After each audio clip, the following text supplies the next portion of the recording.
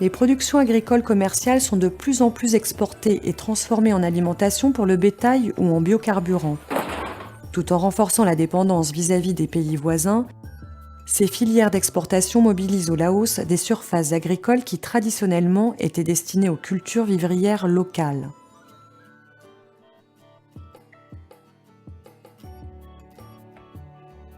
Les retombées économiques ne compensent pas les effets néfastes que les cultures intensives conventionnelles engendrent.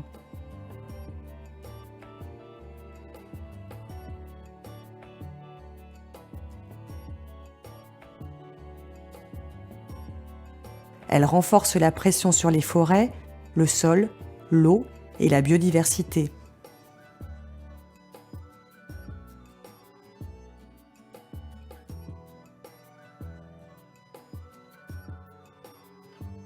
Aujourd'hui, un des principaux enjeux agricoles est de produire plus afin de répondre à une demande alimentaire croissante. En Asie du Sud-Est, la population ne cesse d'augmenter. On compte aujourd'hui 560 millions d'êtres à nourrir, soit 2,5 fois plus qu'il y a 40 ans. Depuis 1950, la population mondiale a presque triplé. Sur 7 milliards d'humains, plus de la moitié vit aujourd'hui dans les villes. Dans le même temps, les modes de consommation changent. Plus un pays se développe, plus ses habitants consomment de la viande. On mange 3 fois plus de protéines d'origine animale qu'il y a 40 ans. Cette tendance, déjà en cours en Chine, au Vietnam et en Thaïlande, ne fera qu'augmenter au Laos dans les années à venir.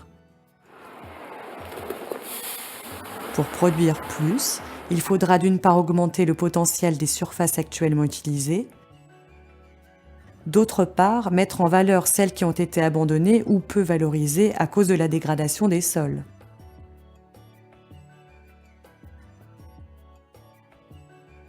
Le labour et les systèmes conventionnels ne permettent pas de produire plus tout en produisant mieux. À grande échelle, cette agriculture menace la biodiversité et contribue au réchauffement climatique. Il faut donc produire autrement. Dans un grand nombre de situations, l'agriculture de conservation et le semi-direct sont une alternative pertinente pour répondre au triple enjeu agricole. Contribuer à la sécurité alimentaire, produire des aliments de qualité, protéger l'environnement